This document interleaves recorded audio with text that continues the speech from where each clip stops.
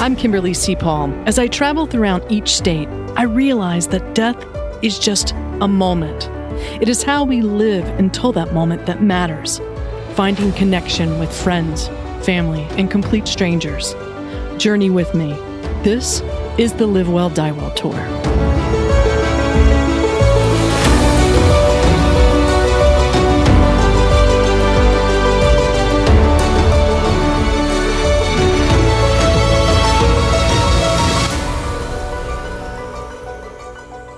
We are here. We are winning. How are you? I'm doing well. Having a good day. It's absolutely awesome having nice weather, and not having things to do on a Saturday is great. And excitation to happen. I feel like, though, what we were able to touch on at dinner was quick and brief. It should be a fun time. Yeah. And first of all, it's so nice. I really like to do podcasts when I'm in the same city face to face, but with COVID on the rise, I just thought it was safer just to continue. Plus, I got back-to-back recordings. One was Virginia, the other one's Texas, and the other one's Indiana today. So I thought it would just be easier for both of our schedules just to hop on and record. Oh yeah, no, I literally hire by Zoom. I had people before offer to meet me in person. I was like, no, just enjoy your time saved, and it's more efficient for everybody. It's just perfect. Exactly. Well, we're talking with Jonathan Roberts today, and you and I have a little bit of history. We do. I mean, I've known your dad, Frank, 15 years, and I never met you in Wilmington, North Carolina. I've known my dad for 26 years, so it's surprising that none of those years crossed over. I know, it's crazy. But recently, your dad came to Denver, and we had dinner, and we met. And the thing is, you do a lot of the things that I really want to incorporate in a podcast focused on mortality, because really, the more we talk about mortality, the more we talk about living and wellness. And so that's why I thought what you were doing in Denver was so innovative that I was like, holy crap, you have got to come on and help my peeps, my listeners, really come to terms with really our death is really about talking about living well. And, my whole tour, Live Well, Die Well, you have to live well in order to die well. And so I love what you're doing, and let's bring the listeners on board a little bit. First of all, how did you get to Denver? So I got to Denver, and actually before I hop into that, I want to say I'm very intrigued to see which angle we end up going today, because I'm the whole, like you said, the mortality and the wellness thing, it can branch out to so many areas. So I just wanted to say that I'm very excited to see how we branch out. But let's start with the first branch. Denver happened because, to give a quick footnote on what really got me there, I got to Denver because I realized how big the world is. And coming from a small city like Wilmington of 150,000 people, if you have big ideas, you can do them. But at a certain point, you have to be in a highly populated place for big ideas to be able to take hold. So 2 of my friends and I sat down at a coffee shop in January of 2018. We did an Excel spreadsheet, narrowed it down to Austin, Texas, and Denver. And then all 3 of us moved out here. One of those friends is my best friend and business partner. He and I decided to, at the time, we were just young, naive 24-year-olds going to start a business of exercise classes in the park. And that, in August of 2018, transformed into what is now Evolve United in the business. So the short version where we started from was just to get a change. We never knew what it would end up leading to. And it's been great for all of our lives. And so you've been in Denver how long? Landed on July 31st, 2018. By landed, I mean I drove in a car. So across North Carolina. You spent COVID here. Yes. Oh wow. So you mentioned Unite, Evolve. Talk to me about what is that? So what it is right now is we go to apartment communities. We offer exercise classes. It's a marketing amenity for the apartment community because it's a free perk for the resident. And we also have an app where a resident can get on-demand personal training and in-home massage. But the reason I say that's what it is now is where it's headed is more towards what I figured we ended up touching on today, which is just this whole entire scope of providing wellness services that are actually quality and also trustworthy. Because when I was a personal trainer, which is what pushed me into this, one of the things I really had hit me was these people are taking time from their day, and every hour I have with them is going to impact their life long term. And I never took that lightly. And that emotion is what is really into the business and what will keep it pushing forward. So how many communities are you guys in now? In the Denver area, over 20. In Texas, 3. And then we have our first talks of national partnerships and such. So things will begin to change very, very, very soon. But for right now, just a little over 20. That's still impressive. But talk to me about about your passion and with fitness, because it all stems from where we're coming from, and why did you get so interested in fitness and wellness and just looking at like your body as a temple kind of thing? 7th grade, I was an unathletic basketball player who wanted to dunk. So I began hopping on Google, and that is really, it's that simple. That is where the origin story lies. Did you learn to dunk? No, I actually ended up decreasing my vertical by 6 inches. And I've helped other people dunk, though. I've trained other people. I had one kid, I remember in high school, was able to get him dunking within a summer. He increased his vertical by like 6 inches. And he actually went up to my dad and when he ran into him and said something, which made my dad's day, which was cool. But no, I never got to where I could dunk. But I also, when I learned what I needed to, I was already on to bigger problems to try solving in the whole wellness space. So talk to me about some of those problems in the wellness space, because I don't think some of us, even though, I'm starting to train for like a half marathon and, trying to drop the LBs and working out on a daily basis. But talk to me about why people struggle with moderation and why do they need something like you in their lives? It's not that they necessarily need something like what we do. It's this. You come from the marketing space. And so you're familiar with, in marketing, there's this language where you're trying to strip out a specific style of communication that can essentially at times, it displays value, but in some avenues, it also can confuse people. And what I mean by that is if you walked into the supplement section at Sprouts right now, how many supplements exist right there? Like, take a guess. I would probably say 200. I would say probably near 1,000. What I'm saying is this. What? How do we know which of those are actually necessary and which of those are giving you your money's worth? Because if you apply Pareto's principle, which if people aren't familiar with Pareto's principle, it's that if you look at a set of data, it is going to skew more towards 80% versus 20% compared to 50% versus 50%. So where that plays into wellness is there's a lot of information out there, but there's information overload. And the industry has an incentive to overcomplicate things because they can profit off of it. But ethically, the more that you begin to distance yourself and incentivize things with complexity, for me personally, my perspective, you're removing how close you are to the ethics of it. And it's why are you in wellness in the first place? It's to deliver to people in the hour that they give you, maybe 3 times a week, the best bang for their buck. And it just has become a game of cat and mouse trying to chase the newest fad. And no one even can keep up with where the fads come from because they're just changing so frequently. Now, do you think some of these things that are being marketed as good for you could be detrimental to your health?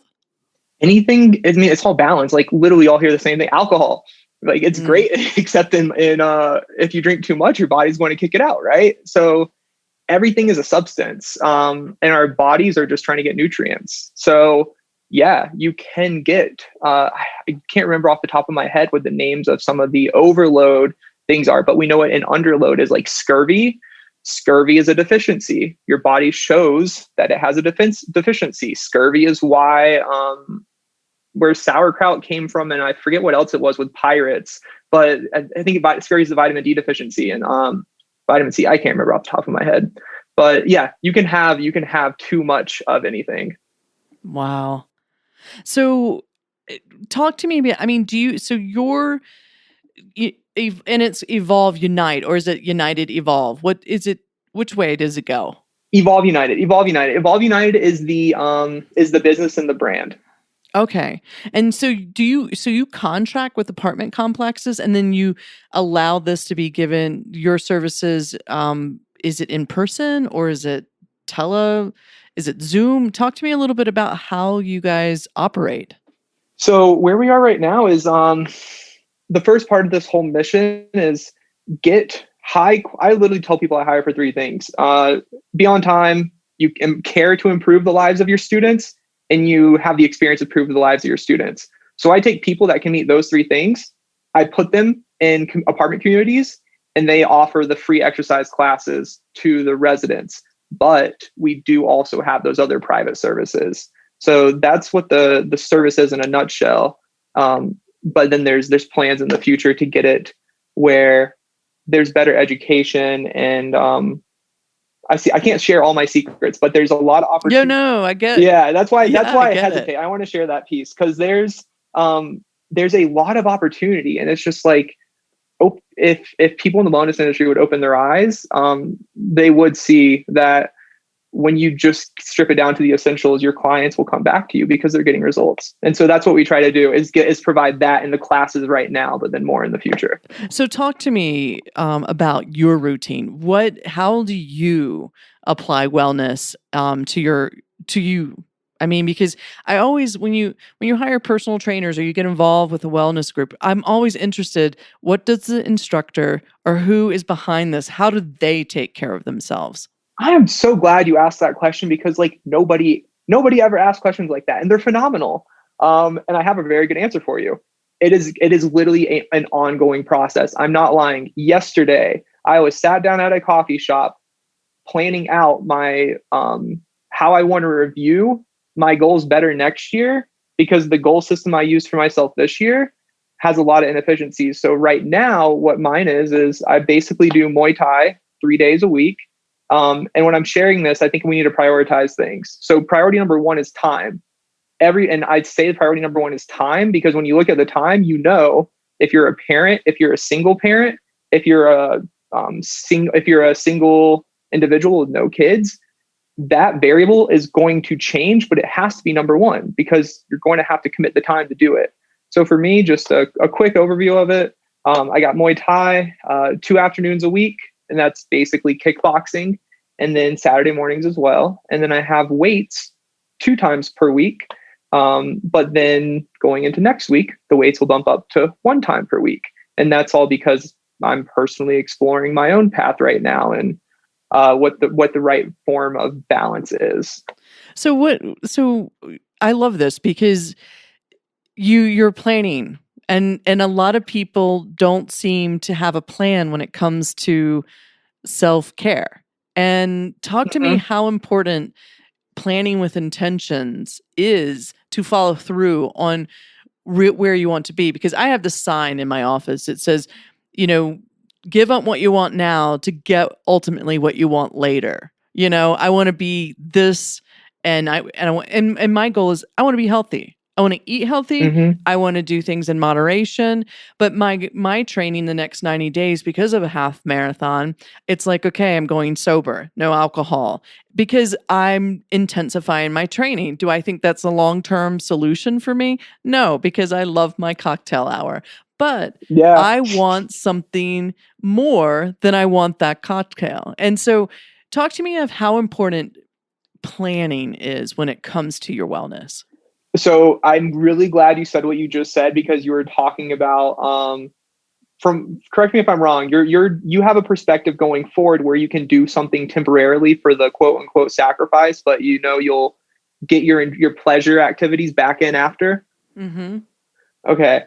That's perfect, because for me, that's I think people don't come in with that perspective, and that's what causes frustration. Like, why do people quit this journey? So when I plan, I know that from the past experience that I have had, I will quit something if I am not enjoying it. Why am I not enjoying it? Probably because I'm overcommitting. I'm setting expectations that are unrealistic. Literally, just use SMART goals: specific, measurable, action oriented, realistic, and then time bound. And I've actually added 2 R's on the end, and I call it smarter goals. And those 2 R's stand for routine and review. And the routine and review piece is key because life is going to change, seasons are going to change. Correct me if I'm wrong, but if you're trying to train for your half marathon during all the holiday parties that are going to be happening between November to December, it's a lot different than your training program from February to March. Totally. So first thing is taking inventory and just having full acceptance of what situations are going to come and that you're going to be hit with punches. That is first. And I wanted to share all that because that is the reason people get knocked off. Like, tell me one person who has not hopped off the bandwagon, or who has hopped off the bandwagon and they didn't get back on because it was too complicated. I don't know if what I just said made no, the it most does. sense, or if I tie it together well. Well, and this is the thing, and this is me, and you need to help me because it might just be totally off the rails. But knowing that the half marathon in Key West is January, I've given me three opportunities. It's 3 months, 3 opportunities, like almost trump cards that, hey, it is holidays. So yes, the majority of the time I am going to be sober. I don't want to drink alcohol because it's empty calories. I'm trying to lose fat, build muscle. But 3 times I have like almost trump cards that I'm like, yeah, it's Thanksgiving. I think I'm going to have a couple of glasses of wine. And so I put that in there saying that, okay, because it's the holidays, I want to give myself a little bit of reprieve, but on a daily basis, I have bigger goals than my cocktail hour. So that's sort of my mentality. I mean, and my thinking process. I mean, what do you think about that? I think it's perfect. And I actually was going to, I think the half marathon's perfect. So like your goal is to complete a half marathon, correct? Correct. Okay. Is that the number one goal, or is that a stepping stone goal? That is a step. That's a great question. Actually, I have been training or just really intensifying my workout because I want to be more healthy and have more, what is that, BMI, a better BMI on my body. Mm-hmm. And because of the holidays, I looked for a marathon in January so that I could focus on that goal. But that's only a stepping stone to my ultimate goal, which I hope to be at in March. Okay, awesome. So I'll give it this way. So if your goal is a half marathon, person A and person B, if person A's goal is a half marathon and they came to me as a trainer, and I would say, okay, how many miles is it? Isn't it like, is it 4 point? How many miles is a half marathon? It's 13 point like 3 or 4. Sorry, maybe. I don't run like that. So I literally just run and I don't look at like what the distance is or what the other things are. So 13. All right. So with a goal like that, it's easy because all it is you have one question you have to be able to answer before you go into the competition day. And that is, can I complete X distance within X time? And if there's no time variable in that, then your only question is, can I complete X distance? So the training for that theoretically is easy. All it is running training for endurance. That's a very simple description because you can go add weights and stuff to make it easy. But the reason I use the term of, is that the goal or is that a stepping stone goal, is I think a lot of people will get caught in this trap right here. Let's just use a person, not you, but who has the exact same goal. Their goal is to be running that marathon or half marathon in January. Whenever they finish that goal, like, kudos to them, they finished it. But what's next? And there doesn't need to be a type of goal. It's more like the yoga perspective, where it's a focus or an intention. Like, I've completed the stepping stone.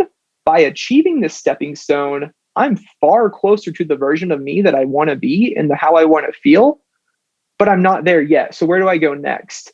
And I think a lot of people it will really be a yo-yo. And it's just always this cycle of on to the next thing, on to the next thing. And in very extreme examples, it can become like a person who's a serial dater or a serial relationship person, where they're not willing to make the commitment and they're just wanting to jump to the next Tough Mudder or the next marathon or something. And I don't say that with any judgment, because I want, like, everyone should do what makes them happy in life. It's that simple. But I like to give a little bit of a reality check from my experience, though, because what I saw was a lot of people who would achieve that goal and then they were right back to where they were 6 months ago. Right.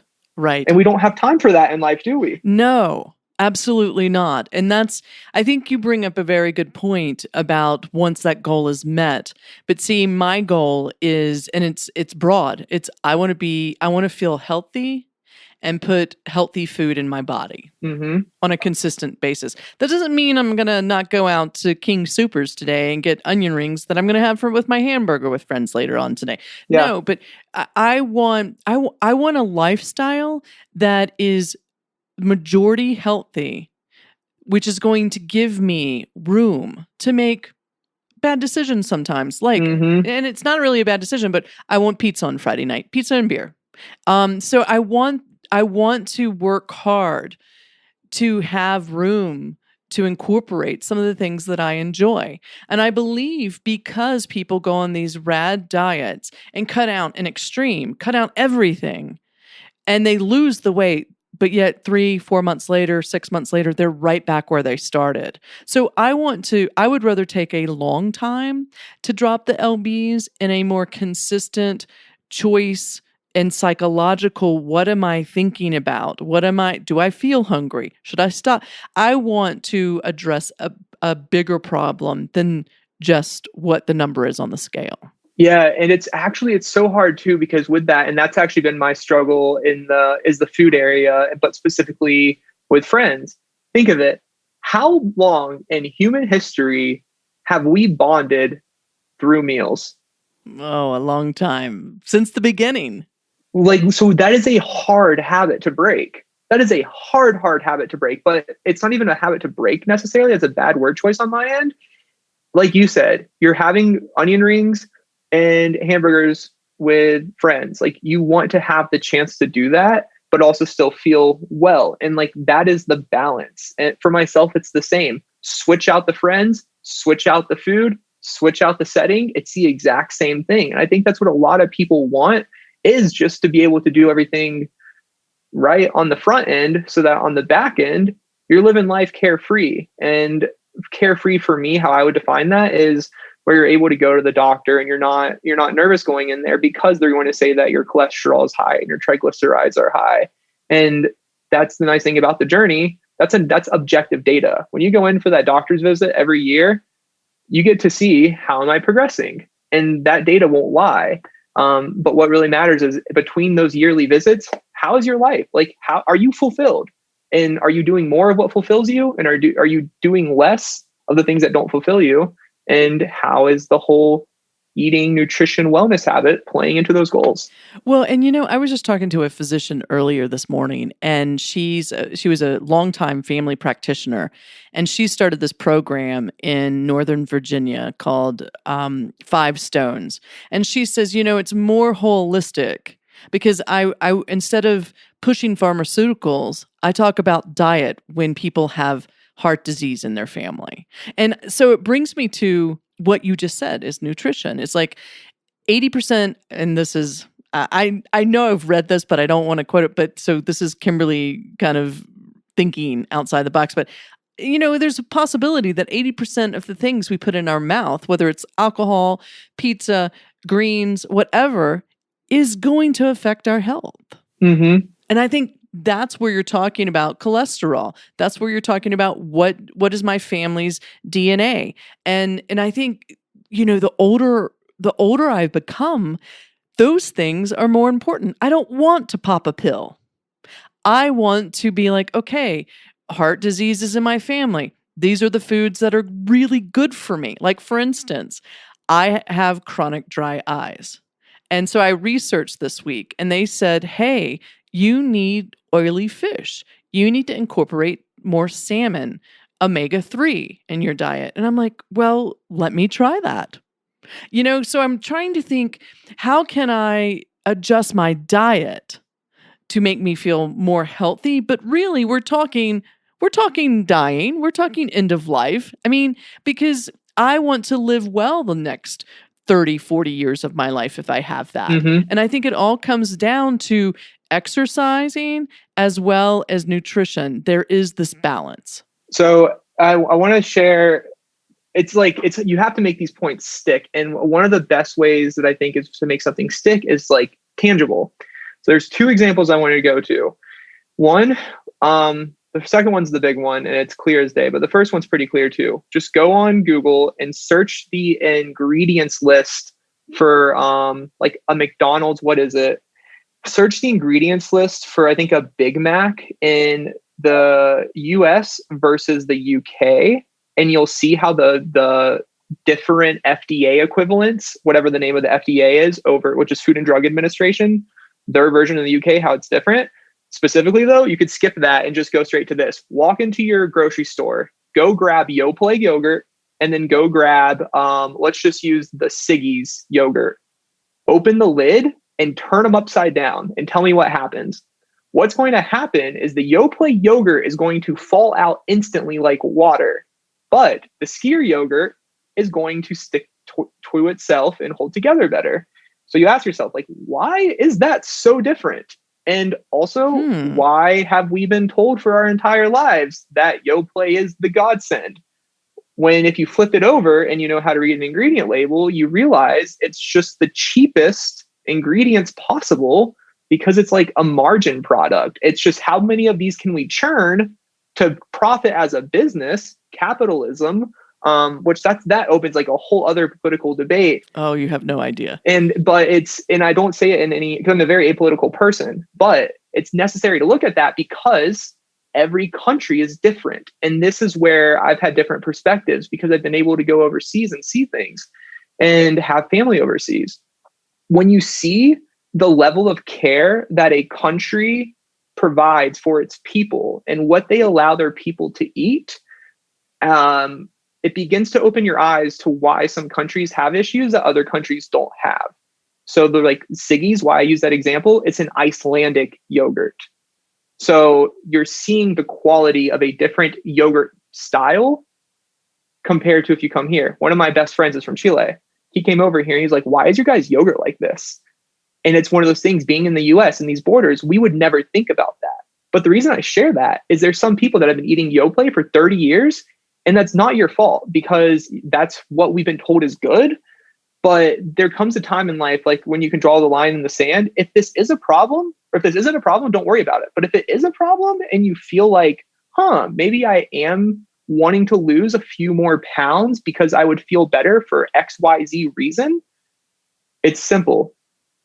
Eat less calories than you than you burn each day. So like if you're a 200-pound person, theoretically burn 2,000 pounds a day, aim to eat like 1,800 of those compared to the 2,000. And all calories are one of three categories. They're either fat, carbs, or protein. And in the US, we're taught from birth, basically, that our diet should be 60% plus carbs, whereas you could be fine on like 30% carbs, 40% protein, 30% fat. And all of those ratios change for everybody. Now, you have people like myself, like, well, I'm getting older. Mm-hmm. I can't lose the weight as fast. But really, if you apply just what you said, you will eventually lose weight. It's not rocket science. It's simple, a math equation. Yeah. Eat less than you burn. I hate to say it, but I'll say this. I've lost 35 pounds and I've been on a journey for about 3+ years. I had a sports hernia surgery. I literally have 3 scars on my stomach. I messed my back up for like 6 months. I had some other injury I can't remember. Finally, when the injuries were done, though, the excuses were done and I got on track. And then it was, why am I not losing the weight that I want to?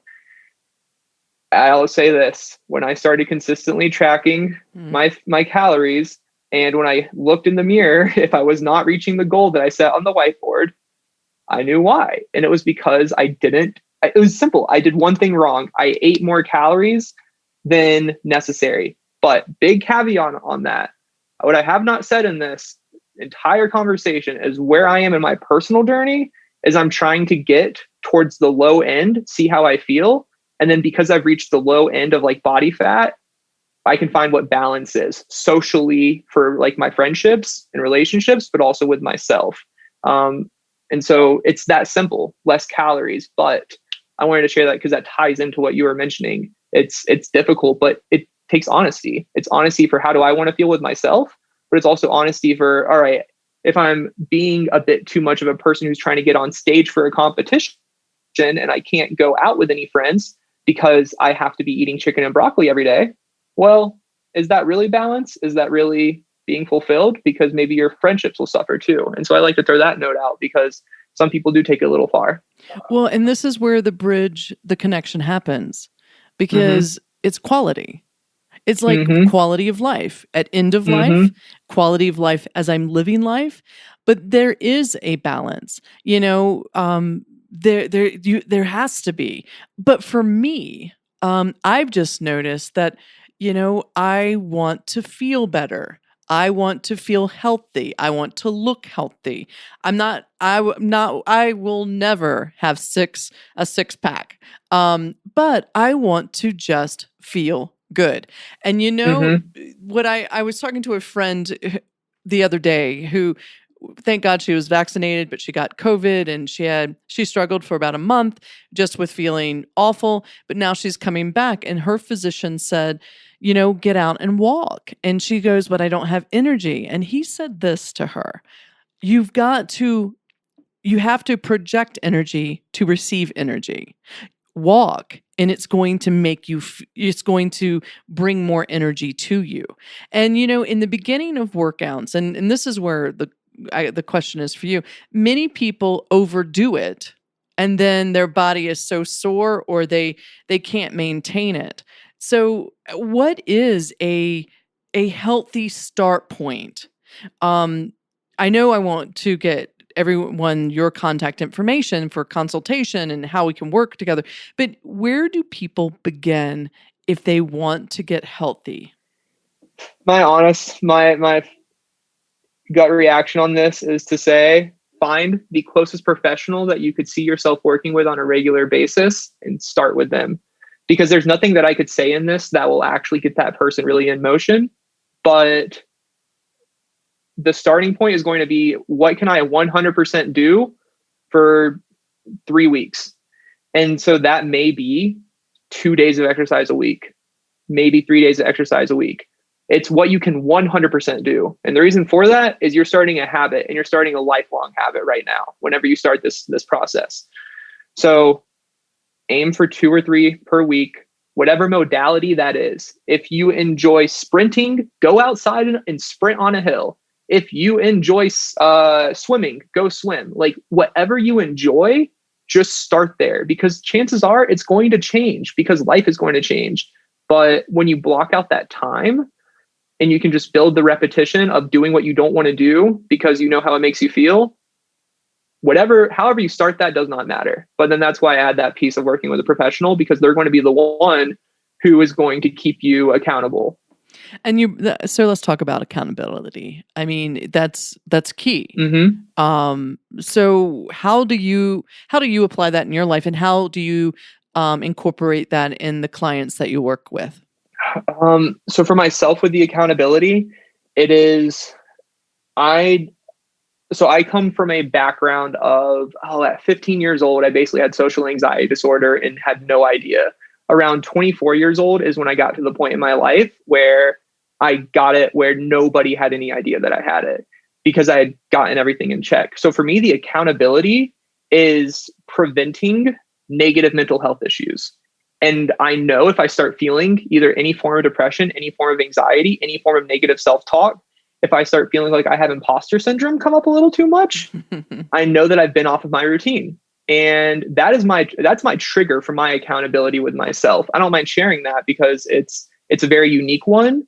But I think it does show how different they all are. Everyone's different. What I've seen that has worked really well for clients. One example, if you live with a spouse let's say that you and your spouse each only work out 3 times per week. And in this perfect scenario, it's every other day. One of you has to take the spouse's gym shoes in your car, and you have to put them back after you work out. So what that means is if you don't work out, your spouse can't work out. That obviously can get a little iffy. So you have examples like that. And I would say for anyone though, start with a friend. Start with a friend because you're going to need that encouragement, especially if this is something that you're feeling nervous coming into. I love that. So let's talk. Where can people find you? And how can people work with you? So I myself don't do any training more. It's more of right now I'm wanting to build Evolve's infrastructure to the point where I can create an education type of system. So if they would like, they could follow Evolve United on Instagram. But right now my focus is more of building our staff, building the business. And then after about 6 months or a year, I can get more into taking content like this and expelling out. And there's really, really cool plans I actually have for that. I would say though, if anybody does want a trainer and they're specifically looking in a city, you don't need an hour session. And I would say start on Thumbtack. Thumbtack is a website where you can find any independent trainer and test people, because you don't know what's good and you don't know what's not good until you can weigh them against each other. And so don't feel like the first person you go with is going to be the right person. If they are the right person, you're going to be damn sure that they are, because you're going to feel it in that connection. So I would prefer that rather than bringing any attention to myself. I would like to route people out through Thumbtack to just get started on the process. Take the first step. And talk to me. I mean, you mentioned an app that you guys use. Is that through Instagram, or is it a separate app that Evolve United uses? So our app is exclusive for the apartment communities that we partner with. Gotcha. Yeah, we're at all different management companies. And if you're a resident there, you get to use the app to book the classes. And then you can also use that app to get the private services. Wow. I love this.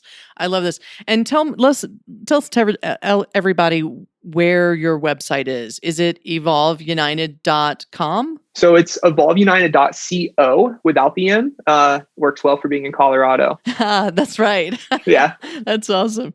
Well, Jonathan, you have really helped me motivate myself in starting this 90-day journey. But I really appreciate you being vulnerable, because it really is about showing up and being authentic. And even myself, I feel mentally better when I work out, when I increase my heart rate. It's just, it's not rocket science, but that's how I feel. But like most people, it's hard to get me there. And I will think more about my workout prior to getting to my workout. But after the workout, I feel so grand. Is that just human nature? It's like, I don't know what you mean by human nature, but like, that's just the way the physicality of it works. Your body rewards you for rewarding it. I like that. Well, I appreciate you coming on to Death by Design podcast and sharing what you are doing in the Living Well segment of what I'm striving to accomplish. And that is, how do we inspire people to live well in order to die well? And so I really appreciate your contribution. And you know what? We're going to have to grab dinner. I think your roommate said that he was going to cook me dinner. So actually, yeah, we can make that happen at any point. He had a DJ gig he wanted to invite you to the other day too, but it was like right after the dinner in Cherry Creek. Oh, well, anytime. It was so great to meet the people that you surround yourself with. And, your father holds a very special place in my heart. And so it's really great to get to know you as his son. And I look forward to just seeing you guys around Denver. Yeah, same. Thank you for letting me come in and just share a lot of different wellness content. And all I hope is that it inspired one person to take a step. And if it works well for them, then they better go pass on what they learned to somebody else and keep improving their lives. Thanks for joining us today. And remember, you're the designer. This podcast is produced by Jason Andre with 7 Season Films. If you're interested in telling your story via podcast,